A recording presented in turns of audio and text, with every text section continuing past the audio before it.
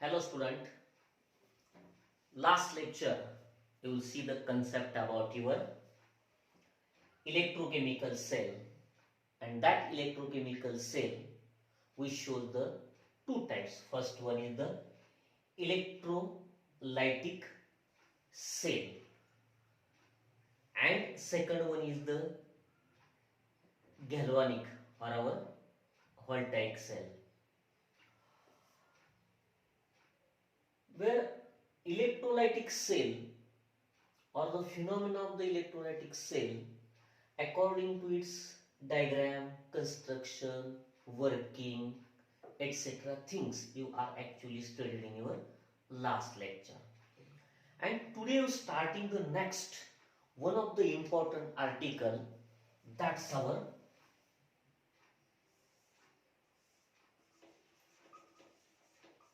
quantitative aspect, quantitative aspect of electrolysis. That's our new article, quantitative aspects of electrolysis. मग quantitative aspect of electrolysis हा काय प्रकार आहे किंवा कशासाठी हे आर्टिकल आपल्याला स्टडी करायचं आहे, तर तुम्ही ज्यावेळेस मोल्टन किंवा ॲक्वियस NaCl चं इलेक्ट्रोलिसिस केलं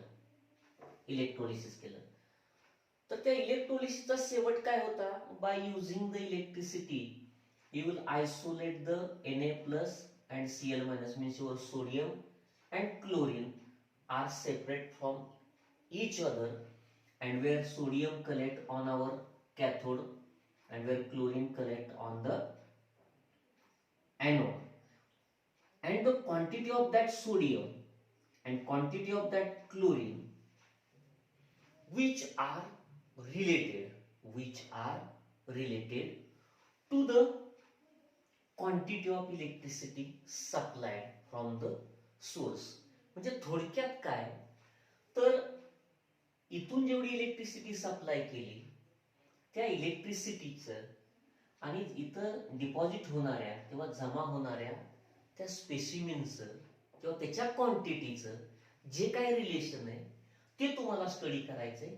therefore that article is considered as the quantitative aspects of electrolysis. वास्तवात जुन्या सिलेबस मध्ये या फिनॉमिनाला साधारणपणे ज्या सायंटिस्टच्या नावाने हे संबोधलं गेलं त्याला म्हटलं जातं फॅरेडेज फर्स्ट लॉ.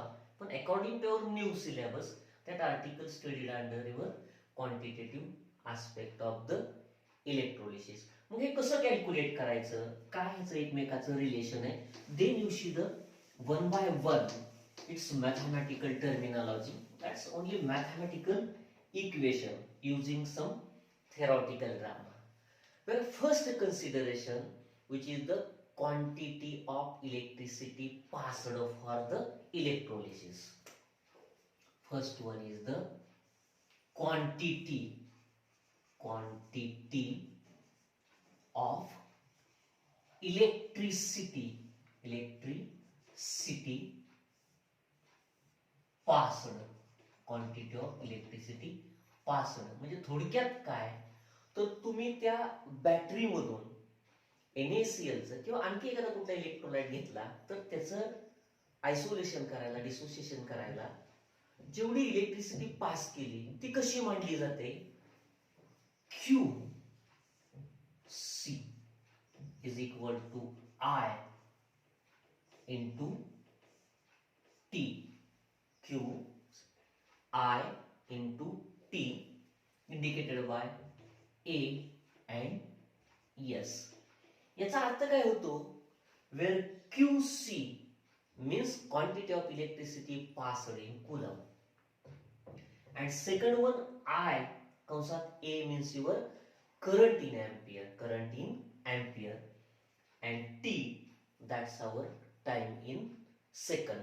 म्हणजे किती वेळात किती एम्पियर करंट हा पास केला गेला, म्हणजे क्वांटिटी ऑफ इलेक्ट्रिसिटी पास्ड असा त्याचा अर्थ होतो. मग आता तुम्ही इलेक्ट्रिसिटी किती पास केली ह्या फॉर्म्युलेने आपण मांडू शकतो. मग नुसती इलेक्ट्रिसिटी पास इथपर्यंत ते संपत नाहीये, तर काय करायला लागतं, तुम्हाला आठवत असावं की आपण NaCl चं आयसोलेशन करताना एका Na प्लसला जर बाजूला घ्यायचं असेल तर त्याला एक इलेक्ट्रॉनची गरज लागते, आणि एक क्लोरीन हा एक स्वतः जवळचा एक इलेक्ट्रॉन देत असतो. म्हणजे इथं नंबर ऑफ इलेक्ट्रॉनची देवाणघेवाण आली, म्हणून तुम्हाला number of electrons passed in moles ह्या गोष्टी विचारात घ्यायला लागतील. Means second things, number of electrons passed in moles.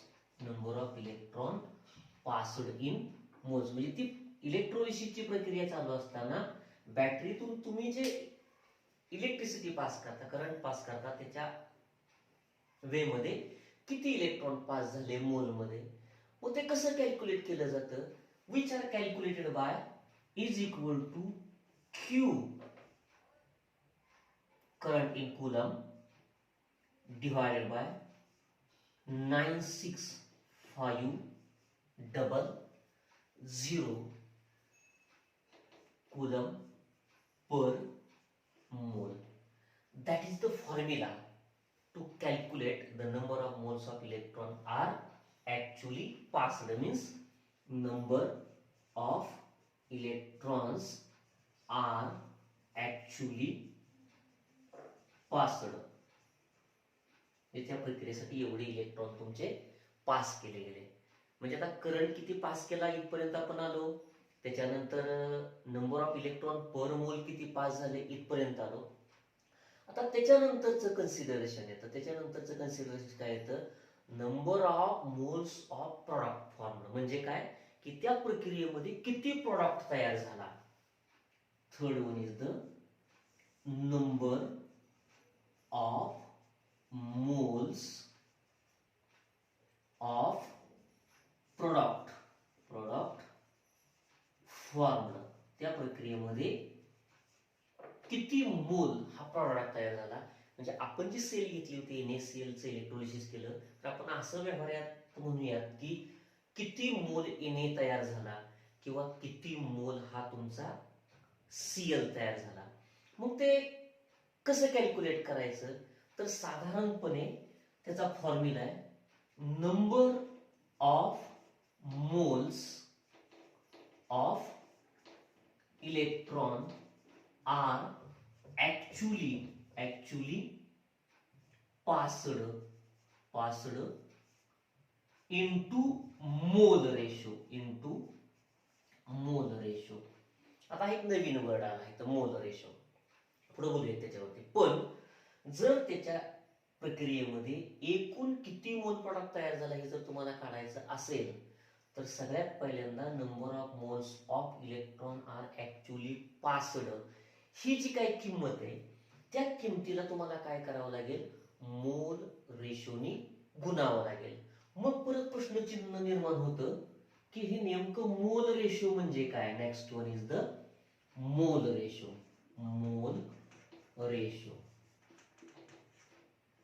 Is equal to, हे मोल रेशो कसे काढायचे, तर moles of product formed at half reaction. Moles of product formed at half reaction. म्हणजे मोल रेशो काढायचा असेल तर मगाच्या एक्झाम्पल साठी sodium साठी किंवा क्लोरीन साठी moles of product formed at half reaction. आता इथं हाफ रिएक्शन जो प्रॉडक्ट असेल त्याच्यावरती अवलंबून असेल. तर NaCl चं उदाहरण घेतलं तर तुम्हाला माहिती आहे एनोडवरती क्लोराईड नावाचा प्रॉडक्ट तयार झाला होता आणि कॅथोडवरती तुमचा सोडियम नावाचा. म्हणजे त्या त्या सिच्युएशनला त्याची किंमत त्या ठिकाणी येईल. आणि त्याला कशाने भागायचं, तर ते भागलं जातं, हे प्रोडक्ट फॉर्मेशन हे 100% तुमच्या इलेक्ट्रॉनच्या संख्येवरती डिपेंड असतं. म्हणून म्हटलं जातं moles of electron required in half reaction. Moles of electron required in half reaction. आता प्रश्नचिन्ह असं आहे की तुमच्याकडं इथं मोल रेशो दोनदा काढावा लागेल. एकदा तुमच्या कॅथोडवरचा काढावा लागेल आणि एकदा तुमच्या ॲनोडवरचा काढावा लागेल. म्हणजे हा फॉर्म्युला तुम्हाला एकदा कॅथोडवरती आणि एकदा ॲनोडवरती हे करावं लागेल आणि कॅल्क्युलेट करावं लागेल. देन हे हाफ साईडचं झालं. सिमिलरली दुसरी जी हाफ साईड आहे म्हणजे एक ॲनोडवरती घडणारं आणि एक तुमच्या कॅथोडवरती घडणारं, या दोन्हीचं तुम्हाला कॅल्क्युलेशन करता येईल. आणि मग याला मिळून पुढचा कन्सेंट येईल तुमचा 4 नंबरचा. That's our mass of product formed. Mass of product formed म्हणजे त्या इलेक्ट्रोलिसिसच्या प्रक्रियेमध्ये जे काही मास तयार झाला असेल त्या तयार झालेल्या प्रोडक्टचं मास किंवा तयार झालेल्या प्रोडक्टचं वजन तुम्हाला मांडता येतं. मग ते कसं मांडायचं तर त्याला असं म्हटलं जातं number of moles of product formed. वरती दिलेलं आहे number of moles of product formed. म्हणजे इथं प्रोडक्टचं मास कसं काढायचं तर number of moles of product, तो प्रोडक्ट किती मोल तयार झाला आणि याला काय करायचं it's molar mass. It's molar mass मी त्याला गुणलं की तुमचा मास ऑफ प्रोडक्ट फॉर्म्ड हा ऍक्च्युली कॅल्क्युलेट केला जातो. आणि मग फायनली त्याचा कन्सेंट काय 5 नंबरचा की जो प्रोडक्ट आहे जो सबस्टन्स आहे तो तुम्हाला शेवटी काय करावं लागेल मोलमध्ये कन्वर्ट करून घ्यावा लागेल. मग moles of substance formed. Moles of substance formed. Moles of substance formed is equal to म्हणजे तिथं जे जेवढे मोल्स तयार झाले सबस्टन्सचे ते तुम्हाला काढता येतील. ते कसे काढायचे तर I into ampere, current in ampere, time in second divided by 96,500. ही किंमत मग आपण काढलेली कूलम पर मोल, सी पर मोल इंटू. आता याला कोणत्या किमतीने गुणावं लागेल तर तुमच्याकडं मोल रेशो जो आहे तो स्टायशिओमेट्रीच्या मदतीने तुम्ही कॅल्क्युलेट केलेला आहे. त्याला म्हटलं जातं mole ratio from स्टायशिओमेट्री. Mole ratio from reaction स्टायशिओमेट्री. या फॉर्म्युल्याचा वापर आपण त्या सबस्टन्सचे मोल किती तयार झाले असं कॅल्क्युलेट करू शकतो. म्हणजे आता मोलच्या भाषेत आलं. आता तुम्हाला काय करायचंय या सगळ्या मॅथमॅटिकल टर्मिनॉलॉजीचा वापर करून तुम्हाला फायनली जे तुमचं टार्गेट आहे की जो सबस्टन्स त्याच्यावरती कलेक्ट होणार आहे आणि तुम्ही पास केलेल्या इलेक्ट्रिसिटीचं जे एक्झॅक्ट रिलेशन आहे की मी मग सांगितलं जुन्या सिलेबस मध्ये आपण त्याला फॅराडेज फर्स्ट लॉ वगैरे असं कन्सिडर करतो. मग ते मास कसं कॅल्क्युलेट करायचं calculation of mass of product. 6th step that's our calculation of mass of product. Calculation of mass of product म्हणजे एक्झॅक्टली तो प्रोडक्ट किती तयार झाला किंवा तो कॅल्क्युलेट एक्झॅक्ट किती त्याचं सबस्टन्स तयार झालं तर तो मास ऑफ सबस्टन्स आपण म्हणून त्याला mass of substance formed is equal to ती किंमत तुमच्यासमोर ऑलरेडी आहेच I current in ampere into time in second divided by 9650 coulomb per mole into. आता इथं तुम्हाला काय करावं लागेल तर त्या सबस्टन्सच्या मोलार मासनी गुणावं लागेल. Means molar mass of substance, and using that final mathematical formula you will easily calculate the mass of substance formed.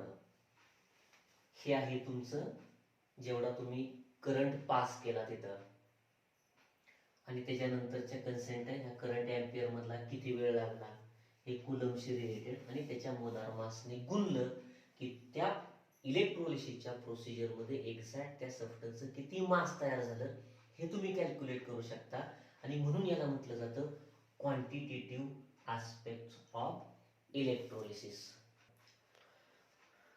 आत्ताच आपण क्वांटिटेटिव्ह आस्पेक्ट ऑफ इलेक्ट्रोलिसिस बघितलं आणि उदाहरण घेताना मात्र त्याच्यामध्ये एकच इलेक्ट्रोलाइट घेतलेला, फॉर एक्झाम्पल NaCl. समजा असं झालं की दोन वेगळे वेगळे इलेक्ट्रोलाइट घेतले, that's our electrolyte first and you taking the second cell electrolyte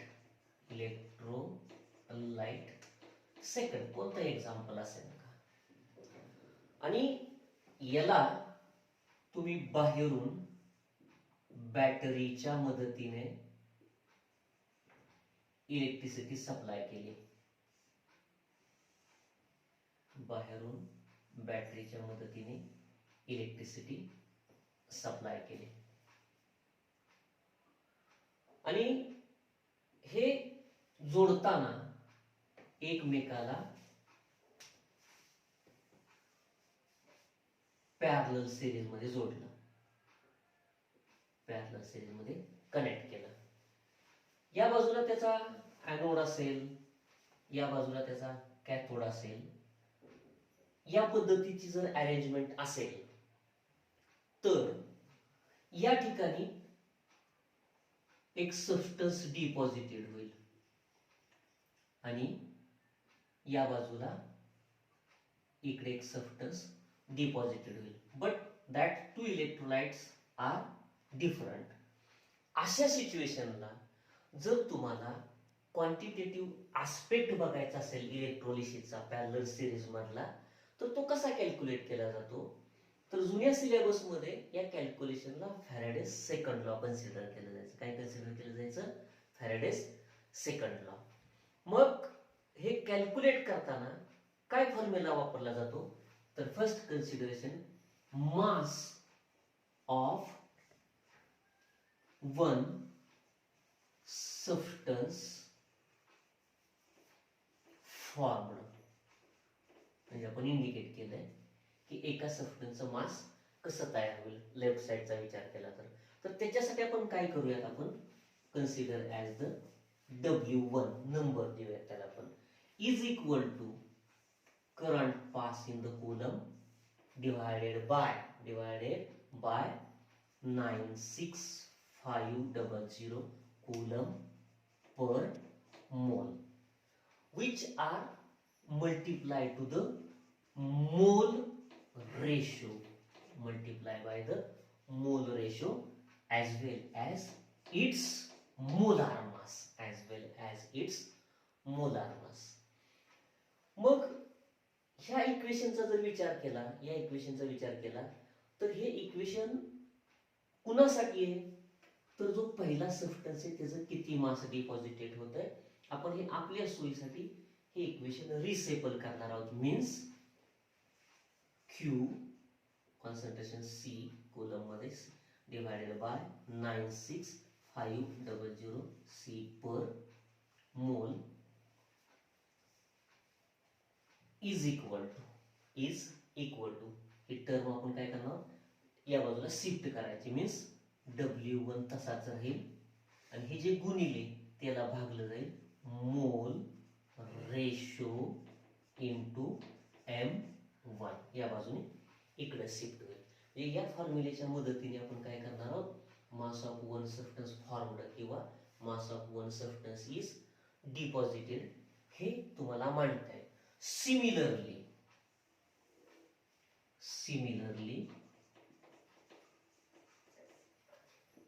इथं जो तुमचा सेकंड सब्जेक्ट आहे त्याचं डिपॉझिट झालेलं मास आपण कसं कॅल्क्युलेट करू शकतो, तर या फॉर्म्युलेला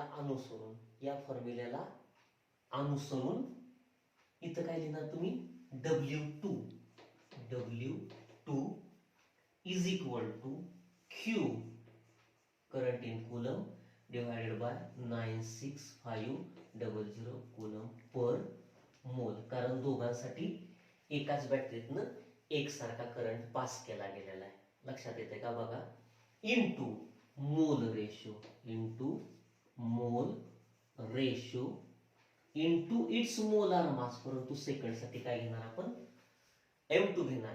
आणि या इक्वेशनचं जर आपण सिंप्लिफिकेशन केलं तर again Q divided by 96500 C per mole is equal to W2 divided by mole ratio into M2. आपल्या सोयीसाठी याला इक्वेशन नंबर फर्स्ट म्हणूयात, याला इक्वेशन नंबर सेकंड म्हणूयात. अँड फ्रॉम इक्वेशन 1 and 2 एक नंबर आणि 2 नंबरच्या इक्वेशनचा विचार केला, तर ह्या दोन्ही इक्वेशन मध्ये लेफ्ट साइड ही काय आहे, सेम आहे. According to that fact W1 upon mole ratio into M2 is equal to M1 and W2 divided by mole ratio into M2.